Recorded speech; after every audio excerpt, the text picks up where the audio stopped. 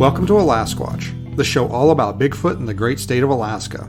I'm your host, Beans Baxter. So lace up your boots, zip up your coat, and come with me on an adventure as we explore all things cryptid in the last frontier.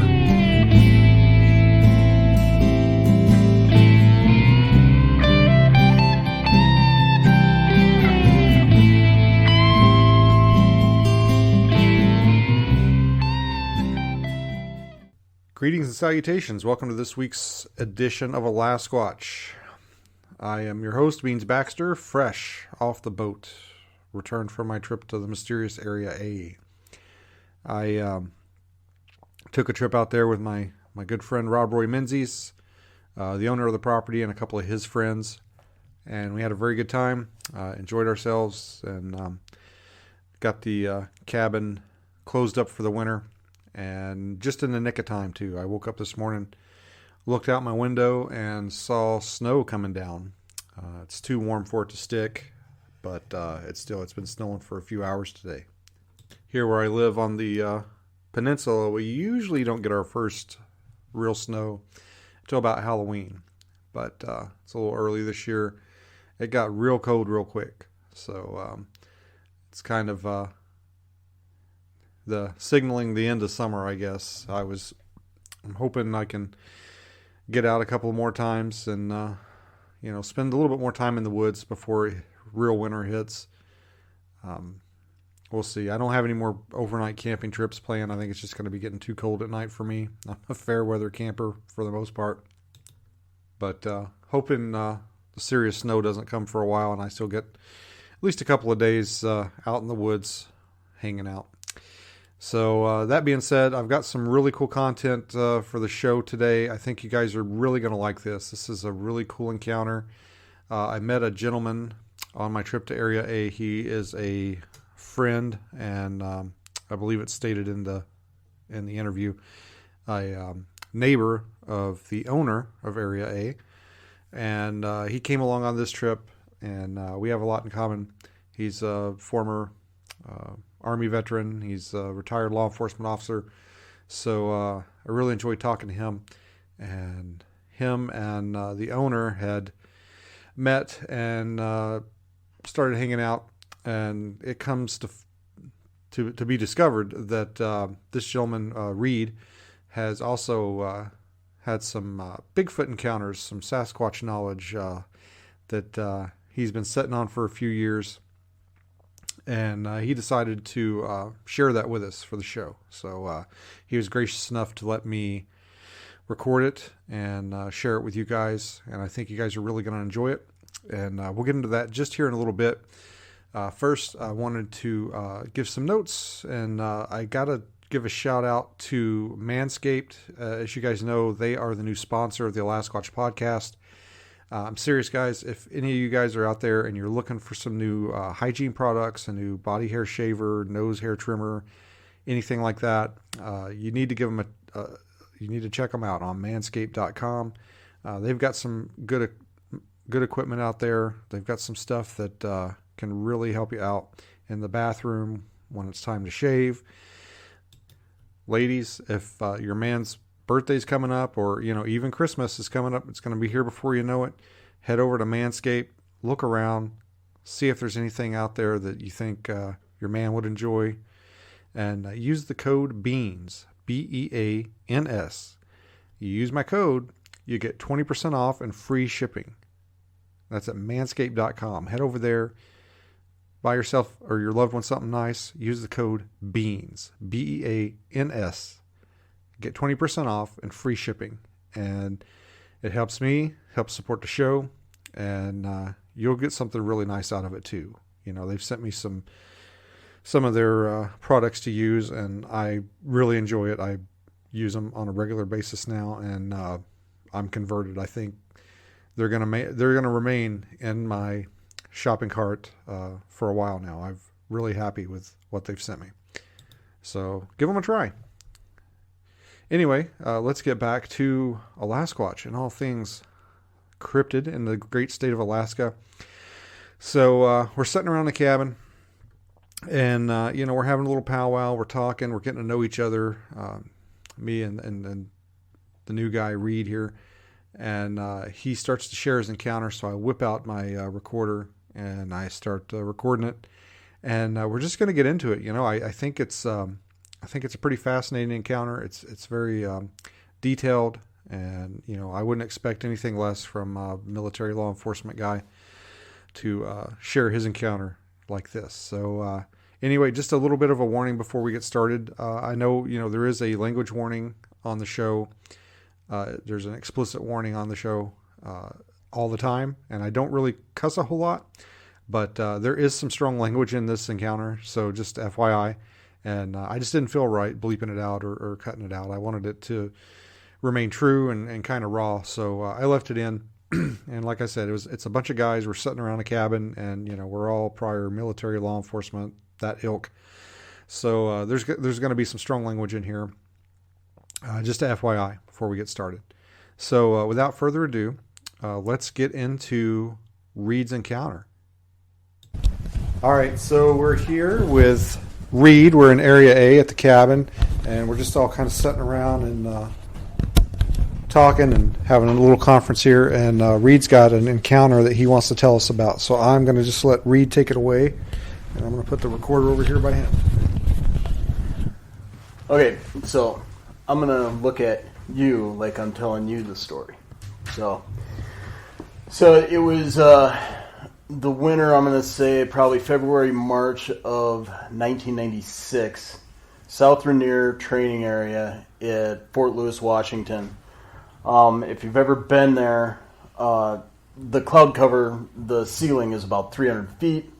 It's constant rain, and at night, night vision does not work. There's no starlight, there's nothing for it to pick up. And so we're doing, I was in the Ranger Battalion out there at the time, and we're doing what we call a suck-X. So most of our missions where you fly in, you hit them, you fly out, nice and quick. But every once in a while our commanders would get a hard-on and say, okay, guess what? We're going to do some Vietnam movement contact. We're going to be out in the training area for 6 days, and it's going to be rucksacks, road marches, overland movements, and you sleep in your patrol base. So, and they got a big bang out of it because the rest of us just hated that shit. So, we were on a movement, and it had to be about day 3 or day 4. We're all soaking wet. I was a M60 gunner at the time. We hadn't gone to the 240 Gulfs yet. And I was sitting at the apex of a patrol base. Patrol base is triangular shaped with your command position in the middle.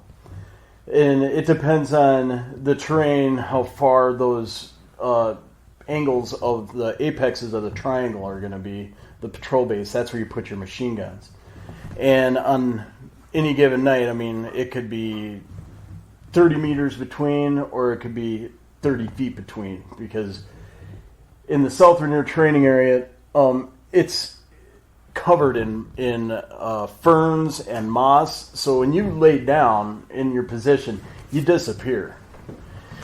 So anyway, we're very close, and me and my assistant gunner, we'll call him Jeff, we were sitting in our position, probably 2 in the morning, 3 in the morning. Both of us are just sitting there dipping Copenhagen. Our fingers are wet and numb, and you can't see shit anyway. And we weren't expecting anybody. We weren't expecting anybody to attack us or any Op 4. And all of a sudden, you could hear it started out slow or quiet, and then it just started rushing. And pretty soon you could hear the feet, the footsteps of some object running. Now it was off to my right, in between my position and the next position to my right.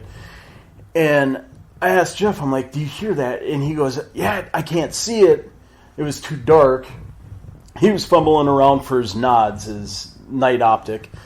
And I mean, you could hear the thing breathing. You could smell it.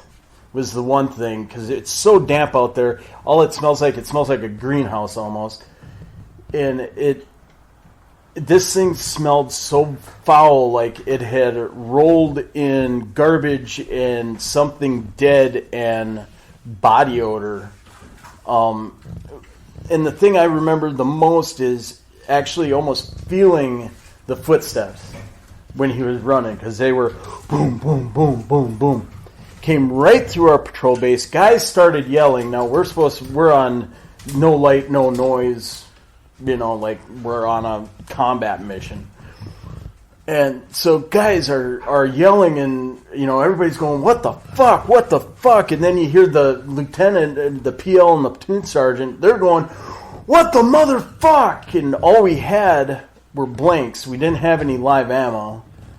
And it went through the patrol base, almost stepped on our platoon leader, and it went through the other side of the patrol base, and it grabbed 2 trees and started shaking them. Now, he wasn't knocking on them, but you could hear the violence of he was just going back and forth, and he let out 2 bellers that still make my skin crawl thinking about it. And yeah, it just guttural. You could almost hear like the saliva gurgling in him. He was that close, and it was that dead quiet. It was so dense. And then he took off running. Now, then our squad leader, when everybody kind of gathered their wits about him, the squad leaders came around and they're like, everybody okay? And all right, let's go to white light, meaning we bring out our flashlights. We're making sure all our gear and everything is accounted. And nobody's really talking about it. There's small whispers. Did you hear that? And guys are talking back and forth. Well, all of a sudden, we changed our radios to the company radio to see if anybody else is getting it. And the platoon next to us, which next to us is a click away, started yelling towards us, saying, hey, I'm not going to give out call signs, but hey, you guys, we're getting probed by something, and I don't know, it seems like it's human. We can hear it crawling up, we can hear it grunting, then it'll take off running away, and then it'll try another angle.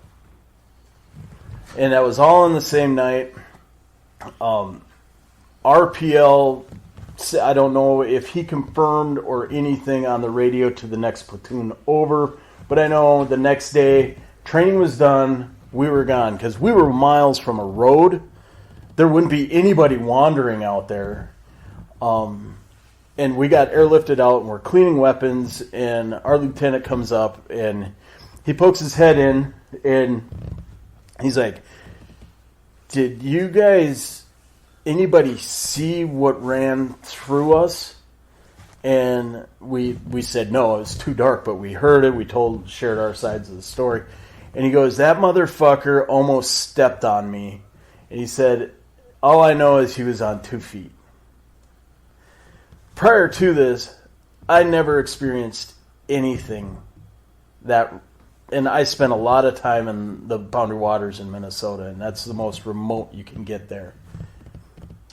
Never heard anything howl like that. I've heard howler monkeys, I've heard screech owls, I've heard bobcats. Even a rabbit in a trap makes a certain noise. I've never heard anything like that. So then I got out of the service and moved on to my next great thing. I moved back home to Minnesota, and I spent the last 20 years in Minnesota, and 20 years of deer hunting, camping, trapping, cross-country skiing, and never encountered anything. Countless hours out in the deer stand, and I've never heard a roar like that or encounter a smell like that. And I've shot bear, and the stench was 10 times worse. And I've never had an encounter. So I just thought, okay, that's my isolated Sasquatch story. Some other guys had revealed some other stories that they had in personal experiences, like my squad leader. My team leader came up here. I'm not going to put that one on record because that's hearsay. But he had an experience up here in Alaska doing winter mountain survival with 1st Special Forces Group. And they were a team, and they ended up ending their training early to get extracted because it had gotten so intrusive. And he had pictures, and I got to see those. Of course, that's before cell phones and everything. That was all film. But I moved out here in April, started doing a lot of hiking in late May and especially into June and into July when my son came up. We were doing the Eagle River Loop. And that's down at the Wilderness Center at the end of that Eagle River Road, I think it is. I'm not sure. I'm still pretty new. So we're doing the big long trek that goes out to Dumont Lake on the far east. And we're going along. We started the trek at about 3 o'clock in the afternoon, knowing that we wouldn't get to Echo Rapids until late in the evening. We were going to set up camp and spend the night out there and then hike the rest of the way back. So, uneventful, walk all the way out. We get to the lake. We're in this overwatch looking down at the lake. We're eating. I look down. The lake is crystal clear. My son and I were talking about it. You could see the bottom in the middle. It was my understanding that there's no fish in the lake because it's not stocked and it's natural mountain spring. It probably freezes through anyway. We eat a little bit, and then we're coming down off the overlook, and we get down towards the base, and now we're right even with the lake where you can kind of see the lake through the trees while we were walking, and I hear this large kaplush in the lake, and I stop. My son looked at me, and I'm like, that's weird, and he goes, yeah, it sounded like a rock. And nothing really, because Sasquatch was so far from my even thought process at that point. I was just like, okay, yeah. And we kept walking. Now, mind you, at that point, we're probably 5 miles from the Wilderness Center. So we haven't seen a soul out there since we started the walk. Because it's not a trail that people just go on all the time. And, so we keep moving, and then I hear a whistle. Now, it's a short whistle. It's a shrill one. It's just I can't do it, but it's a whoop kind of whistle. But we were walking. I stopped. I listened. I didn't hear anything anymore. And I just wrote that off as maybe I heard it, maybe I didn't. Now, having everything that transpired after, I'm pretty sure I was hearing what I was hearing. So then we stopped. My son was policing up some moss, some of that old man's beard for our campfire. And we're just kind of taking a break. And I hear a thud on the ground. And it was heavy. It was like something jumped out of a tree and landed. It was just a whoop. Even to where my son got up and he goes, what the fuck was that? And my son is 18. He goes, what the fuck was that? And I said, I don't know. But it was coming off my left side where the lake was. We're not that far from the lake yet. I said, and he said, I think I've got enough. And I just kept looking over. Now my Spidey, my law enforcement and ranger senses are kicking off. I think somebody's fucking with us. And so I start constantly looking over my shoulder behind me and having my son walk ahead. And then we're almost to Echo Rapids. And it's kind of quiet. It's really thick and lush and green. And I hear this freight train now it's on the right-hand side, running, and it's running past us. And I get this attention of my son. I'm like, hey, you have to stop. He stops, and then we heard about 4 or 5 footsteps. Boom, boom, boom, boom. And it stopped. And at this point, we would be face to face with it. And we can't see it. I didn't see anything move. But at this point, my son is he's starting to come unraveled now. I thought it was a bear. But my son asked, he's like, what do you think it was? I said, well, if it was a bear, it would have came right up on us. It wouldn't just stop somewhere and look at us. Now, we had bear spray, and I had a Glock 17 with. And we get to where the camp spot is on the river. Looking around, people had stacked wood, and we were looking at spots where you could see tents were set up. Okay, there's no roots there. And I was looking at something, and I looked up, and just out of the corner of my eye, now if your nose is at 12 o'clock and your ears are at 3 and 9 respectively, at about 2:30, something black and upright walked up and went right behind a tree and stopped.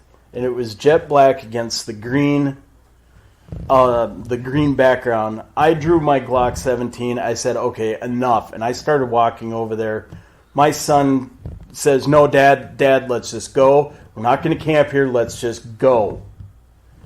And we started heading back to the truck. Now that's just giving me the goosebumps because the fear in his eyes, I can see it. We start heading back. We covered that last, say, 2 miles with packs on our back in about 15 fucking minutes.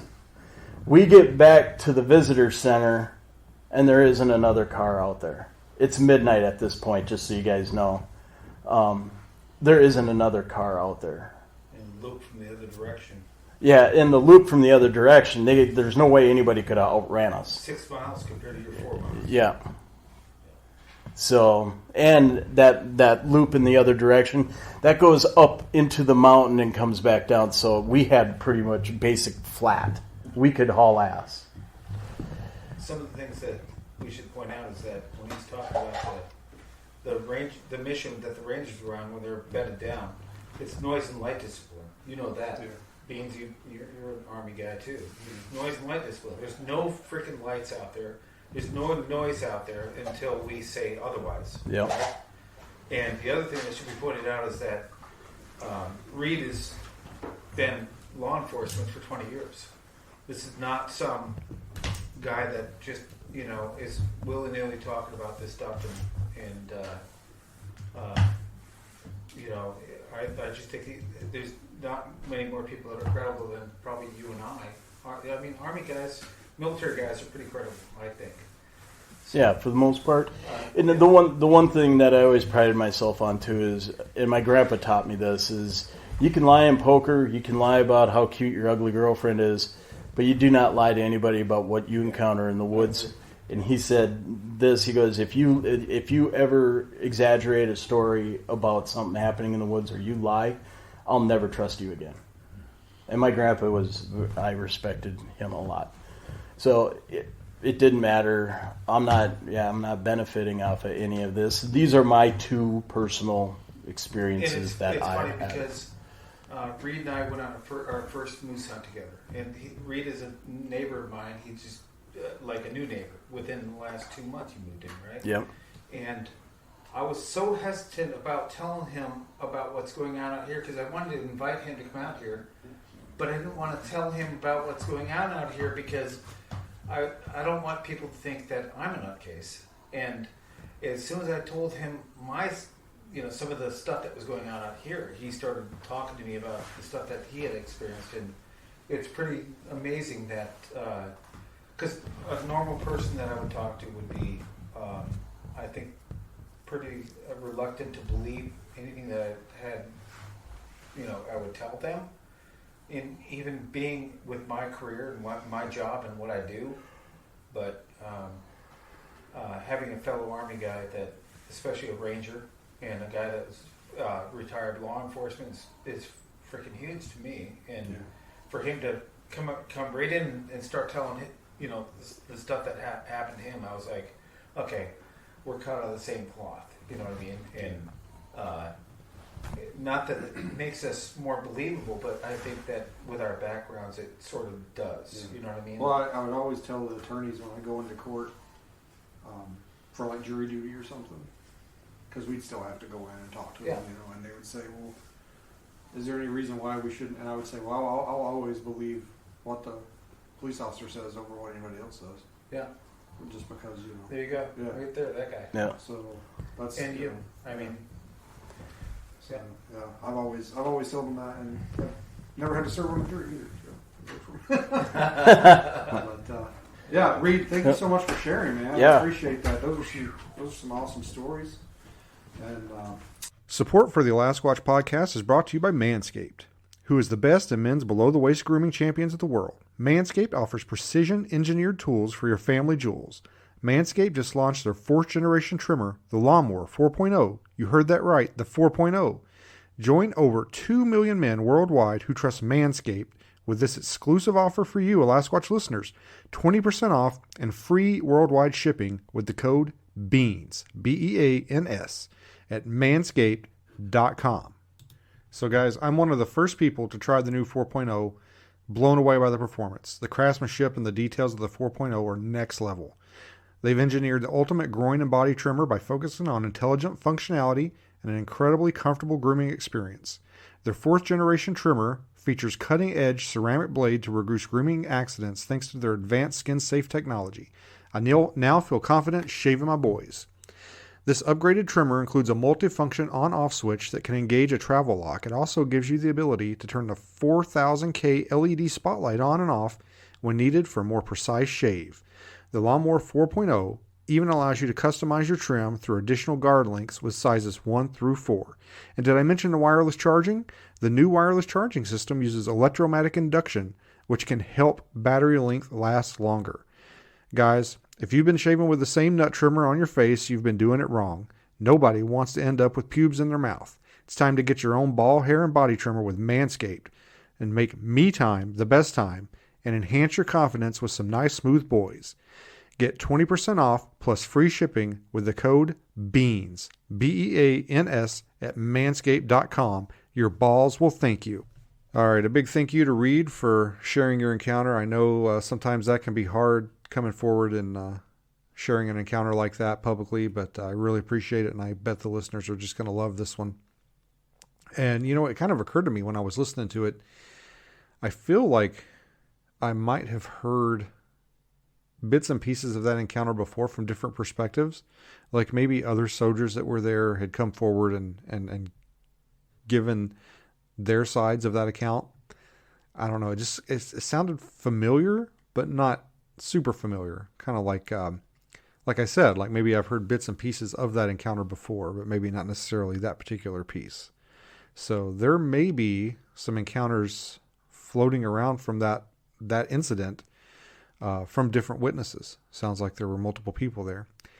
And one thing that kind of struck me is when he was talking about it, shaking the trees. That really struck a chord with me and reminded me of an encounter I had relayed to me from a year or two ago where some people in a kayak had come around a bend and had seen one standing on the shore, and it grabbed a couple of trees and started shaking them, kind of like an intimidation behavior. So that was... It's always interesting when you hear things like that kind of collaborate behavior that's been relayed from other encounters. I always find that fascinating. So yeah, great encounter story, and enjoyed them both. Kind of disappointed. I had never heard. Apparently, after we got done telling us his encounter story at the Eagle River Nature Trail there. One of the other gentlemen that was there, I can't remember if it was Rob Roy or the owner of Area A, piped up and said, "Yeah, I've heard of another encounter that happened in that same area," and I was kind of disappointed because I had never heard of that, and I thought, man, if I'd have known that, I would have been checking that place out.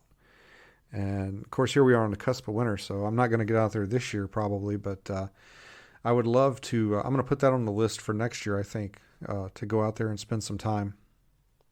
So hopefully that happens next year. I can get out there. Also, I wanted to mention I've got a video that should be dropping very soon on the YouTube channel, on the Alasquatch YouTube channel, of Rob Roy and I and our adventures in Area A there and what we did this last trip.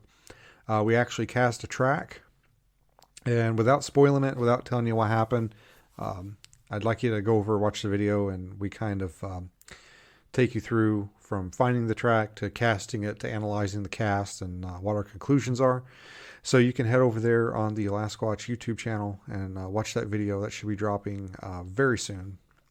And then what else? Oh, CryptidCon. I got CryptidCon coming up in November. I'm going to have a vendor booth there, and I'm also going to be participating in a podcasters panel, which is going to be like a Q&A type panel. And that should be a lot of fun. There's going to be a lot of great guests there. I think most of the cast of Finding Bigfoot's going to be there. I think Bobo had to cancel, but the rest of the cast should be there. Adam Davies is going to be there. Seth Breedlove's going to be there. I think some of the guys from that Mountain Monster show is going to be there. I'm not sure who else is going to be there. I don't have the guest list in front of me. But yeah, that should be a good time if you want to hang out with me in Kentucky, back to the motherland in November. So look up CryptidCon and check that out. See who all's going to be there. Sounds like it's going to be a good time. And I think that's it, guys. I think I'm going to call it good there. And I appreciate you listening. Enjoy every interaction I get with you guys. Head over to the AlasquatchPodcast.com and check out our store. Still got a couple of those In Search of the Port Chatham Hairy Man DVDs left. If you want to order one of those, I do have very limited quantities, like in the single digits. So make sure and get your copy soon if you want one. And, there's other things out there on the website that you can order that are really cool. T-shirts, stickers, and my book. All kinds of cool things. So every time you head over there and buy something, it helps me out a little bit, keeps me going, keeps me in fuel and food, and keeps me doing what I'm doing. And I guess I just want to thank everybody for your support. And also, if you want to further support, you can check out our sponsor, Manscaped. Head over to that manscaped.com and get 20% off and free shipping with the code BEANS, BEANS, at manscaped.com. That's 20% off with free shipping at manscaped.com, and use the code BEANS. Unlock your confidence and always use the right tools for the job with Manscaped. All right, guys, so that's enough of that. I hope you enjoyed Reed's Encounter. I can't thank him enough for coming on and sharing it with us. And you guys enjoy yourselves and enjoy your fall weather if you're having it wherever you're at. And I'm going to stare out the window at the snow some more. So have a good one.